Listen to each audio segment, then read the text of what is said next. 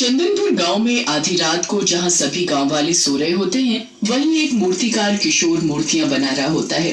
किशोर बहुत ही सुंदर सुंदर मूर्तियां बनाता था। किशोर जहां काम करता था, वहां का मालिक मूर्तियों को बेचने वाला एक बहुत बड़ा बिजनेसमैन होता है। किशोर उन्हीं के लिए मूर्तियां बनाया करता था। अब बहुत रात हो चुकी है और मैं थक भी चुका हूँ। अब थोड़ी देर में आराम कर लेता हूँ। हाँ। आराम करते करते किशोर को कब नींद आ जाती है उसे पता ही नहीं चलता। उसके सोते ही वहाँ 3 भूत प्रकट हो जाते हैं। ये मूर्तिकार तो बड़ी ही सुंदर मूर्तियाँ बनाता है। हाँ, लेकिन ये काम बीच में अधूरा छोड़कर ही सो गया। इसका काम अभी पूरा भी नहीं हुआ। कोई बात नहीं, इसके इस अधूरे काम को हम पूरा कर देते हैं। आज भी हमारे हाथों में वही हुनर है जो मरने से पहले हुआ करता था।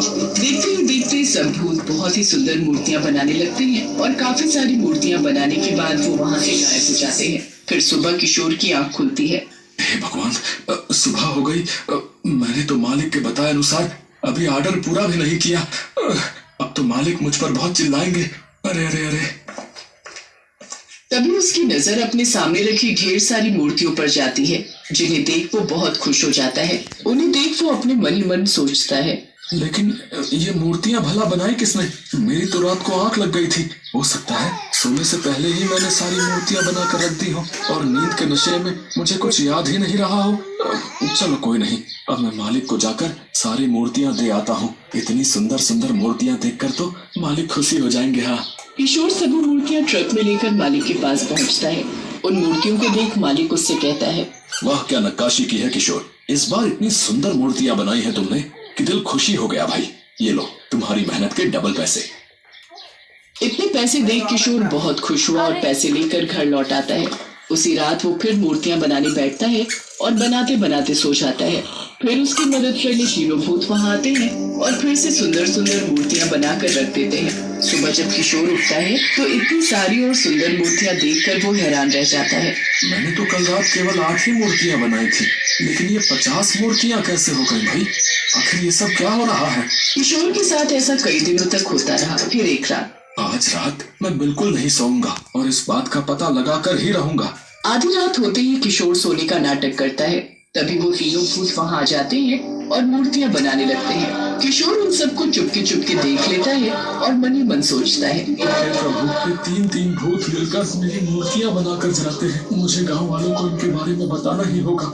उनमें से एक भूत ये बात सुन लेता है और किशोर से कहने लगता है, नहीं नहीं, ऐसा मत करो। गांव वालों को कुछ मत बताना, नहीं तो वो तांत्रिक के साथ मिलकर हमें नहीं छोड़ेंगे। हाँ, हम वादा करते हैं, हम तुम्हें कोई नुकसान नहीं पहुंचाएंगे। हाँ, और हमेशा तुम्हारी मदद करेंगे। लेकिन तुम सब हो कौन और मेरी मदद क्यों करना चाहते हो? हम सब भी तुम्हारी तरह मूर्तिकार ही थे और सड़क किनारे मूर्तियां बनाकर बेचा करते थे। एक रोज तेज रफ्तार ट्रक आया और हम तीनों को कुचल कर चला गया और हम तीनों की मृत्यु हो गई। और जब हम तीनों ने तुम्हें देखा तो हमसे रहा नहीं गया, क्योंकि तुम्हारे हाथों में भी वही हुनर है जो हमारे हाथों में था। इसलिए हम हर रात तुम्हारी आंख लगने के बाद यहाँ आते हैं और तुम्हारी मदद करते हैं। साथ ही हमारा मूर्तियों को बनाने का शौक भी पूरा हो जाता है। उन सब की बातें सुनकर किशोर को उनके लिए बहुत बुरा लगता है और वो गांव वालों को कुछ भी नहीं बताता। और हर रोज रात को थकने के बाद जब भी किशोर की आंख लग जाती तो वो तीनों भूत आकर मूर्ति बनाने लगते और सुबह तक ढेर सारी मूर्तियां बनाकर रख जाते। उनकी बनाई मूर्तियां उसके मालिक को बहुत पसंद आती हैं और वो और भी ज्यादा ऑर्डर किशोर को दे देता है। किशोर, तुम सबसे अच्छे मूर्तिकार हो। जो जादू तुम्हारे हाथों में है वो मैंने कहीं और नहीं देखा भाई। ये लो तुम्हारी मेहनत के दुगने दाम। अब से तुम ही मेरे लिए मूर्तियां बनाने का सारा काम करोगे। ये लो तुम्हारा एडवांस और ये मेरी तरफ से तुम्हारा इनाम। किशोर की अब अच्छी खासी आमदनी होने लगती है और वो खूब पैसे कमाने लगा। ये सिलसिला अब हमेशा ऐसे ही चलता रहा। वो तीनों भूत हर रात आकर उसकी मदद करते और किशोर उन मूर्तियों को बेचकर अच्छे खासे पैसे कमाता। हाँ हाँ ओके, मैं पहुंच जाऊंगी। आप मुझे लोकेशन भेज दीजिए। समीर जल्दी करो, डीलर का कॉल आया है। वो ब्यूटी पार्लर के लिए जो दुकान बोली थी ना, वो बोल रहे एक बार देखने के लिए आ जाओ। हाँ हाँ, आ रहा हूँ। मैंने इसीलिए आज अपने ऑफिस से छुट्टी ली है ताकि तुम्हारे ब्यूटी पार्लर को एक बार मैं भी देख लूंगा। तुमने नेहा को बोल दिया ना आने के लिए? हाँ, मैंने नेहा को बोल दिया था, वो समय पर पहुंच जाएगी। मैंने उसे एड्रेस भेज दिया है। शेफाली ने जो ब्यूटी पार्लर किराए पर लिया हुआ था, उसका मालिक वो जगह बेचकर किसी दूसरे शहर चला गया। अब इतनी जल्दी में शेफाली को अपना पार्लर बदलने की जगह नहीं मिल रही थी। अचानक शेफाली को कम बजट में एक जगह खरीदने का मौका मिल गया। शेफाली अपने पति समीर के साथ ब्यूटी पार्लर की जगह पर जाती है। नेहा शेफाली की असिस्टेंट थी, वो भी शेफाली के साथ लोकेशन पर पहुंचती है। दीदी, पार्लर देखकर लगता है काफी समय से यहाँ कोई आया नहीं है। असल में ये ब्यूटी पार्लर शहर से थोड़ा दूर है, इसी वजह से कुछ समय से बंद था। पर कम बजट में आपने बोला था शेफाली जी, तो मैंने उसी बजट में ही आपको ये पार्लर दिलवा दिया। वरना अगर आप शहर में कोई पार्लर ढूंढोगे तो आपके बजट में नहीं मिलेगा। शेफाली, तुम्हें परेशानी तो नहीं होगी रोजाना आने जाने में? समीर, मेरे पास कोई और ऑप्शन भी नहीं है। अभी मुझे यही पार्लर लेना पड़ेगा। तुम तो जानते हो इतनी जल्दी में मुझे जो भी मिल रहा है, मुझे बस काम सेट करना है, क्योंकि शादियों का सीजन है। बुकिंग के लिए लोग वेट कर रहे हैं। मैं अपना काम खराब नहीं करना चाहती हूँ, और वैसे भी मेरे कस्टमर बंधे हुए हैं। उन्हें मैं यहाँ का एड्रेस दे दूंगी तो वो अपने आप ही आ जाया करेंगे। मुझे इसमें कोई परेशानी नहीं है। और फिर शेफाली वो ब्यूटी पार्लर खरीद लेती है। अगले दिन शेफाली नेहा के साथ मिलकर अपना ब्यूटी पार्लर सेट कर लेती है। शेफाली के कस्टमर पार्लर में आने लगे और शेफाली ने अपना काम शुरू कर दिया। एक दिन शेफाली को डॉक्टर के पास जाना था। उसने नेहा से कहा, नेहा एक काम करो, मैं कल पार्लर आने में थोड़ा लेट हो जाऊंगी, तुम ये चाबी रख लो, कल तुम पार्लर खोल लेना। तुम्हें पता है ना, मेरी क्लाइंट सुधा जी के बेटे की कल सगाई है, तो वो सब तैयार होने के लिए आएंगे। थोड़ा बहुत तुम संभाल लेना, फिर मैं पहुंच जाऊंगी। ठीक है दीदी, मैं टाइम पर आ जाऊंगी। अगले दिन नेहा पार्लर पहुंचती है। नेहा पार्लर को संभाल रही थी, तभी उसकी नजर पार्लर में लगे शीशे पर जाती है। शीशे में उसे किसी चुड़ैल की परछाई नजर आती है। नेहा पीछे मुड़कर देखती है, पर कुर्सी पर तो कोई नहीं था। नेहा दोबारा शीशे में देखती है तो वो परछाई गायब हो जाती है। पता नहीं सुबह सुबह दिमाग कहाँ चला जाता है। लगता है मैं नींद में हूँ। रात को भूतों की पिक्चर देखो तो दिन में भूत ही नजर आते हैं। नेहा अपने आप से बातें कर ही रही थी कि तभी शेफाली आ जाती है। क्या हुआ नेहा, किससे बात कर रही हो? और ये वॉश बेसिन का नल क्यों खुला छोड़ा हुआ है? मैंने तो नल नहीं खोला, ये नल किसने खोला? देखो नेहा, ये इस तरह से तुम्हारा काम करना मुझे पसंद नहीं। अगर यहाँ काम करना है तो ठीक से रहो। सॉरी दीदी। ठीक है, मैं वॉशरूम होकर आती हूँ, तुम ध्यान रखो, क्लाइंट आने वाले होंगे। शेफाली वॉशरूम चली जाती है, पर तभी, hello Neha, good morning. Client अभी आई तो नहीं ना? मुझे आने में बहुत देर हो गई। दीदी, आप तो बहुत देर के आ चुके हो, आप तो वॉशरूम में थे ना?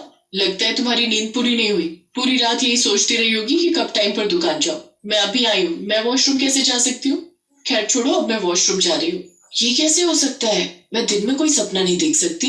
दीदी तो वॉशरूम में थी ना? नेहा परेशान हो गई थी कि वो किसे सच माने और किसे नहीं। तभी शेफाली के चीखने की आवाज आती है। नेहा दौड़ती हुई जाती है। नेहा, यहाँ पहले से ही कोई है, वॉशरूम में कोई है, वॉशरूम का दरवाजा नहीं खुल रहा, पर अंदर से बहुत डरावनी आवाज आ रही है।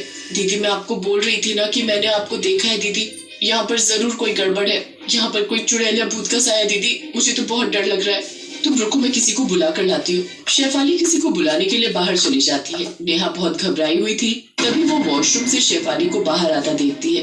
क्या बात है नेहा, तुम वॉशरूम के बाहर क्यों खड़ी हो? दरवाजा बजा देती, अगर तुम्हें जाना था तो मैं जल्दी बाहर आ जाती। अगर आप अंदर थी तो वो कौन है?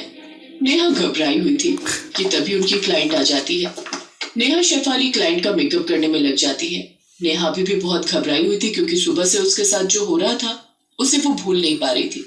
वो तो इतना डर गई थी कि वो बार बार शेफाली की तरफ देख रही थी। उसे समझ ही नहीं आ रहा था कि दो शेफाली कैसे हो सकती है। अगले दिन शेफाली ब्यूटी पार्लर पहुंचती है और नेहा को फोन मिलाती है। क्या हुआ नेहा, आज तुम पार्लर नहीं आई? दीदी, आज मेरी तबीयत बिल्कुल भी ठीक नहीं है, मैं आज छुट्टी लेना चाहती हूँ, मैं कल टाइम पर आ जाऊंगी। अच्छा, कोई बात नहीं, वैसे भी आज कोई मेकअप तो है नहीं, बाकी कोई क्लाइंट आता है तो मैं देख लूंगी। शेफाली पार्लर का काम करने लगती है। इसी बीच कुछ क्लाइंट आते हैं और अपना काम करवा कर चले जाते हैं। दोपहर का टाइम था। शेफाली खाना खाने बैठी ही थी कि तभी उसके मोबाइल पर किसी अननोन लेडी का फोन आता है। शेफाली उससे बातें करने लगती है। जी कोई बात नहीं, आप 5 बजे तक आ जाइए, मैं पार्लर में ही मिलूंगी। शेफाली क्लाइंट का वेट करती है, पर 6 बज चुके थे। जिस क्लाइंट ने फोन किया था वो अभी तक नहीं पहुंची थी। शाम के 6 बज गए, पर अभी तक मैडम नहीं आई जिन्होंने मुझे फोन किया था। क्या करूं, मुझे तो घर पहुंचने में रात हो जाएगी। एक बार उन मैडम के मोबाइल पर फोन करती हूँ। अरे ये नंबर क्यों नहीं मिल रहा? थोड़ी देर और वेट करके देखती हूँ, फिर निकल जाऊंगी। शेफाली उस क्लाइंट का वेट करती है। 7 बज चुके थे, तभी एक लेडी ब्यूटी पार्लर में आती है। जी मुझे आने में देर हो गई, आपको मेरा इंतजार करना पड़ा। मैं बस घर से निकलने में लेट हो गई। ओह अच्छा, आपने ही मुझे फोन किया था। मैंने सोचा आप आओगे नहीं, आपका फोन भी नहीं मिल रहा था, मैं बस घर ही जा रही थी। कैसा मेकअप करवाना है आपको और क्या ओकेजन है, मुझे बता दीजिए। वो मेरी सहेलियां एक भूतिया पार्टी कर रही हैं, तो मुझे कोई ऐसा मेकअप दीजिए जिसमें मैं चुड़ैल लगूं। मतलब बिल्कुल मुझे देखकर लोग डर जाए, ऐसा मेकअप करना कि पार्टी में सब समझे कि मैं असली चुड़ैल हूँ। मैंने ऐसा मेकअप पहले किया तो नहीं है, पर कोशिश करती हूँ। बाकी अजीब सी पार्टी नहीं है, ऐसे चुड़ैल कौन बनता है पार्टी में? मैं बनती हूँ ना, मुझे अच्छा लगता है चुड़ैल बनना। आप मेकअप शुरू कीजिए। शेफाली थोड़ा घबरा जाती है। रात का समय था। शेफाली पार्लर के दरवाजे से बाहर देखती है, उसे कोई भी नजर नहीं आता। सुनसान सड़क थी। वो लेडी शेफाली को अजीब नजरों से देख रही थी। शेफाली ने जब से पार्लर लिया था वो टाइम पर ही घर चली जाती थी, पर आज उसे रात के 9 बज चुके थे। शेफाली लेडी का मेकअप करने में लग जाती है। अचानक उसकी नजर सामने लगे शीशे पर जाती है।